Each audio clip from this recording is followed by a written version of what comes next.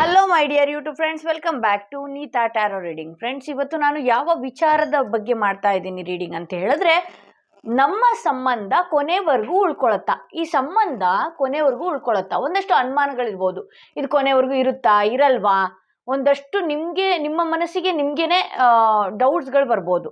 ಈ ಸಂಬಂಧ ಕೊನೆವರೆಗೂ ಇರುತ್ತೋ ಇಲ್ವೋ ಅನ್ನೋದು ನೀವು ಏನಾದರೂ ಥಿಂಕ್ ಮಾಡ್ತಾ ಇದ್ದರೆ ಇದು ಅಂಥವ್ರಿಗೆ ಇವತ್ತಿನ ರೀಡಿಂಗ್ ಆಗಿರುತ್ತೆ. ಇದು ಲವ್ ಇರಬಹುದು, ರಿಲೇಶನ್ಶಿಪ್ ಇರಬಹುದು, ಮದುವೆ ಆಗಿ ಏನಾದರೂ ಮನಸ್ತಾಪಗಳಾಗಿ ದೂರ ದೂರ ಏನಾದರೂ ಇದ್ದರೆ ಈ ಸಂಬಂಧ ಕೊನೆವರೆಗೂ ಉಳ್ಕೊಳತ್ತಾ ಅನ್ನೋದೇ ಇವತ್ತಿನ ರೀಡಿಂಗ್ ಆಗಿರುತ್ತೆ. ಎಂದಿನಂತೆ 2 ಕಾರ್ಡ್ಗಳನ್ನ ನಿಮ್ಮ ಮುಂದೆ ಇಟ್ಟಿದ್ದೀನಿ. 2 ಕಾರ್ಡ್ಗಳ ಮೇಲೆ 2 ಸ್ಟೋನ್ ಇಟ್ಟಿದ್ದೀನಿ. ಯಾವ ಕಾರ್ಡ್ ಇರುವ ಸ್ಟೋನ್, ಯಾವ ಸ್ಟೋನ್ ಇರುವ ಕಾರ್ಡ್ ನಿಮ್ಮ ಮನಸ್ಸಿಗೆ ತುಂಬ ಹತ್ರ ರೆಸೊನೇಟ್ ಆಗ್ತಾ ಇದೆ, ಆ ಕಾರ್ಡ್ನ ನೀವು ಯಾವ ಪರ್ಸನ್ ಬಗ್ಗೆ ಥಿಂಕ್ ಮಾಡ್ತಿದ್ರಿ ಆ ಪರ್ಸನ್ನ ನೆನಪು ಮಾಡಿಕೊಂಡು ಒಂದು 3 ಬಾರಿ ಅವರ ಹೆಸರನ್ನ ಹೇಳ್ಕೊಂಡು ಇದೊಂದು ಕಾರ್ಡ್ ರೀಡಿಂಗ್ ನೋಡಿ. ಯಾರಿಗೆಲ್ಲ individual personal tarot reading session ಬೇಕು ಅನ್ನೋದಾದ್ರೆ ಡಿಸ್ಕ್ರಿಪ್ಷನ್ಲಿ ಕೊಟ್ಟಿರುವ ನಂಬರ್ಗೆ ಕಾಲ್ ಮಾಡಿ ಮುಂಚಿತವಾಗಿ ಅಪಾಯಿಂಟ್ಮೆಂಟ್ ತಗೊಳ್ಳಿ. ಐ ಹೋಪ್ ನೀವು ಸೆಲೆಕ್ಟ್ ಮಾಡ್ಕೊಂಡಿದ್ದೀರಾ ಅಂತ ಹೇಳಿ. ಯಾರೆಲ್ಲ ಫಸ್ಟ್ ಕಾರ್ಡ್ ಸೆಲೆಕ್ಟ್ ಮಾಡ್ಕೊಂಡಿದ್ರಿ ಅವರ ರೀಡಿಂಗ್ ನಾನೀಗ ಮಾಡ್ತಾ ಇದ್ದೀನಿ. ಈ ಸ್ಟೋನ್ ಇರುವ ಕಾರ್ಡ್ ಯಾರು ಸೆಲೆಕ್ಟ್ ಮಾಡ್ಕೊಂಡಿದ್ರಿ ಅವರ ರೀಡಿಂಗ್ ಆಗ್ತಾ ಇದೆ. ಈ ಸಂಬಂಧ ಕೊನೆವರೆಗೂ ಉಳ್ಕೊಳತ್ತಾ. ಕೆಲವ್ರಿಗೆ ಟೆನ್ಷನ್ ಇರುತ್ತೆ, ಇನ್ಸೆಕ್ಯೂರ್ಡ್ ಫೀಲ್ ಇರುತ್ತೆ. ಈ ಸಂಬಂಧ ಕೊನೆವರೆಗೂ ಇರುತ್ತೋ ಇಲ್ವೋ, ಸುಮ್ಮನೆ ಟೈಮ್ ಇನ್ವೆಸ್ಟ್ ಮಾಡ್ತಾ ಇದ್ದೀನಾ ಅಥವಾ ನಾನು ಬೇರೆ ದಾರಿ ಹುಡ್ಕೋಬೇಕಾ, ಇದೆಲ್ಲ ಒಂದಷ್ಟು ಕನ್ಫ್ಯೂಷನ್ಸ್ಗಳು ನಿಮಗಿದ್ದೇ ಇರುತ್ತೆ. ಸೊ ಅಂಥವ್ರಿಗೋಸ್ಕರ ಇದೊಂದು ರೀಡಿಂಗ್ ಆಗಿರುತ್ತೆ. ನಿಮ್ಮ ಪರ್ಸನ್ನ ಹೆಸರು ನೆನೆಸ್ಕೊಂಡು ಇದೊಂದು ರೀಡಿಂಗ್ನ ನೋಡಿ, ಈ ಸಂಬಂಧ ಕೊನೆವರೆಗೂ ಉಳ್ಕೊಳ್ತಾ ಇಲ್ವಾ ಅನ್ನೋದೇ ಇವತ್ತಿನ ರೀಡಿಂಗ್.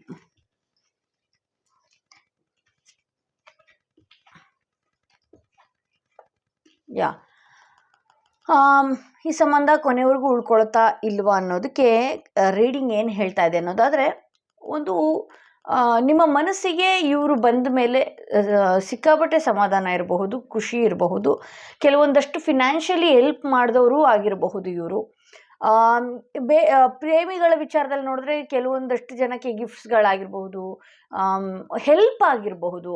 ನಿಮ್ಮ ಪರ್ಸನ್ನಿಂದ ಹೆಲ್ಪ್ ಯಾವ ರೀತಿ ಅಂತ ಹೇಳಿದ್ರೆ, ಒಬ್ಬ ಫ್ಯಾಮಿಲಿ ಪರ್ಸನ್ ಕೂಡ ಮಾಡೋದಕ್ಕಾಗಲ್ಲ, ಅಥವಾ ಯಾರು ನಮ್ಮ ರಿಲೇಟಿವ್ಸ್ ಆಗಿರ್ಬೋದು, ನಮ್ಗೆ ಗೊತ್ತಿರೋರಿಗಿಂತನೂ ಹೆಚ್ಚಾಗಿ ಇವರು ನಿಮ್ಮನ್ನ ಹೆಲ್ಪ್ ಆಗಿರ್ಬೋದು, ಸುತ್ತಾಡ್ಸೋದಾಗಿರ್ಬೋದು, ನಿಮ್ಮ ಕೆಲಸಗಳು ನೀವು ಕೈಯಲ್ಲಿ ತೋರಿಸಿದ್ದನ್ನ ಕಣ್ಣಿಗೆ ಹೊತ್ಕೊಂಡು ಮಾಡಿದವರು ಇರಬಹುದು. ಈ ವಿಚಾರದಲ್ಲಿ ಒಂದಷ್ಟು ಮನಸ್ಸಿಗೆ ನೋವಾಗೋ ರೀತಿ ಅವರು ಮಾತಾಡ್ತಾರೆ, ಬಟ್ ಆದರೆ ಅವ್ರಿಗೆ ಯಾವುದೇ ರೀತಿ ನಿಮ್ಮ ಮೇಲೆ ಕೆಟ್ಟ ಅಭಿಪ್ರಾಯ ಇರೋದಿಲ್ಲ. ನೀವೇನಾದರೂ ಅವ್ರಿಗೆ ಎದುರಾಕೊಂಡ್ರೆ, ತಿರುಗಿ ಬಿದ್ದರೆ, ನೀವೇನಾದರೂ ಉಲ್ಟಾ ಮಾತಾಡಿದ್ರೆ ಅವರು ಕೂಡ ನಿಮ್ಗಿಂತ 2ರಷ್ಟು ಉಲ್ಟಾ ಮಾತಾಡುವ ಸಾಧ್ಯತೆ ಜಾಸ್ತಿ ಇದೆ. ಒಂದಷ್ಟು ನಿಮ್ಮ ನಡುವೆ ಮನಸ್ತಾಪಗಳಾಗಿರಬಹುದು, ಅಥವಾ ನಿಮ್ಮಿಂದ ಅವ್ರು ಏನೋ ಮುಚ್ಚಿಟ್ಟಿರಬಹುದು, ನೀವು ಅವರಿಂದ ಮುಚ್ಚಿಟ್ಟಿರ್ಬೋದು, ನಿಮ್ಮ ಮೈಂಡ್ ಕೂಡ ಫ್ಲಿಕ್ಚುಯೇಟ್ ಆಗ್ತಾ ಇರ್ಬೋದು. ಬಟ್ ಆದರೆ ಕೊನೆವರೆಗೂ ಈ ಸಂಬಂಧ ಉಳ್ಕೊಳತ್ತಾ ಅಂತ ಹೇಳಿದ್ರೆ, ಹೌದು, ಇದು ಕೊನೆವರೆಗೂ ಉಳ್ಕೊಳ್ಳುವ ಸಂಬಂಧ. ಇದನ್ನ ನೀವು ಉಳಿಸ್ಕೊಳ್ಳೋ ರೀತಿ ನಿಮಗೆ ಗೊತ್ತಿರೋದು, ಯಾವ ರೀತಿ ಇದನ್ನು ತಗೊಂಡೋಗ್ಬೇಕು, ಒಂದಷ್ಟು ತಾಳ್ಮೆಯಿಂದ ಆಗಿರಬಹುದು, ಏನೇ ಇರಬಹುದು. ಈ ಫಿನಾನ್ಷಿಯಲಿ ವಿಚಾರ ಅಂತ ಬಂದಾಗಲೂ ಕೂಡ ಒಂದಷ್ಟು ಎಚ್ಚರಿಕೆಯಿಂದನೇ ವ್ಯವಹಾರ ಮಾಡೋದಾಗಿರಬಹುದು. ಯಾಕೆಂದರೆ ನಿಮ್ಗೆ ಗೊತ್ತಿದೆಲ್ಲ, ಹಣಕಾಸಿನ ವಿಚಾರ ಮಧ್ಯದಲ್ಲಿ ಬಂತು ಅಂದರೆ ಯಾವ ಸಂಬಂಧ ಬೇಕಾದರೂ ಹಾಳಾಗತ್ತೆ ಅಂತ ಹೇಳಿ. ಸೊ ಫಿನಾನ್ಷಿಯಲಿ ವಿಚಾರ ಇರಬಹುದು. ಒಂದಷ್ಟು ಈ ವಿಡಿಯೋಸ್ ಏನಾದರೂ ಹೆಣ್ಮಕ್ಳು ನೋಡ್ತಾ ಇದ್ದರೆ, ನೀವು ದಯವಿಟ್ಟು ಅವರಿಗೆ ಕೈ ಕೊಡುವಂಥ ಸಂದರ್ಭನ ತಗೊಂಡು ಬಂದುಬೇಡಿ.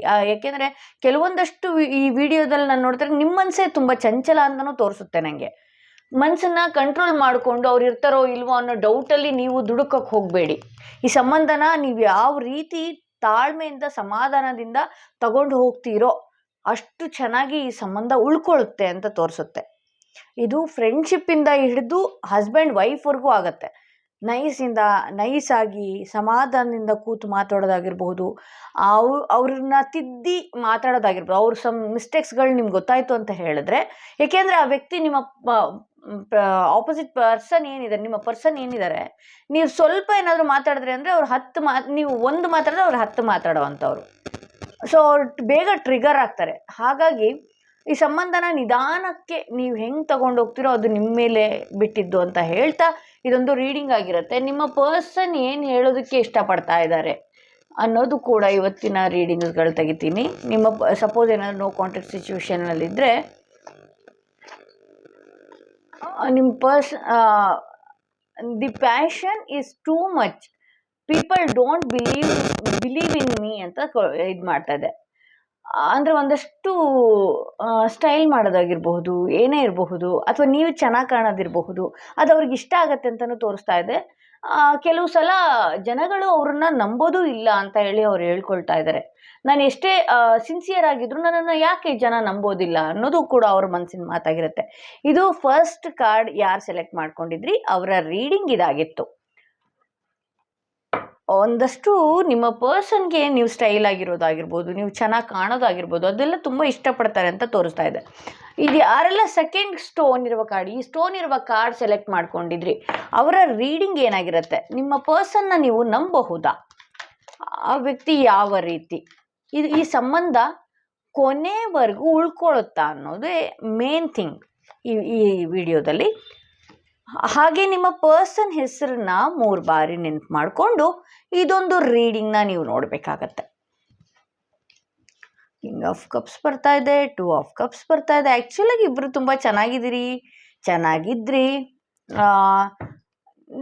ತುಂಬ ಅಂದರೆ ನಿಮ್ಮಷ್ಟೇ ಅವರು ಕೂಡ ಪ್ರೀತಿ ಮಾಡಿದವರಾಗಿದ್ದಾರೆ. ನೀವು ಯಾವ ರೀತಿ ನಿಮ್ಮನ್ನು ಕೆಲವ್ರಿಗಂತೂ ಅವ್ರ ಕಡೆಯಿಂದನೇ ಪ್ರಪೋಸ್ ಬಂದಿರೋದು ಅಂತಲೂ ತೋರಿಸುತ್ತೆ ನನಗೆ. ಬಟ್ ಸ್ಟ್ರಾಂಗ್ಲಿ ಚೆನ್ನಾಗೇ ಇದೆ.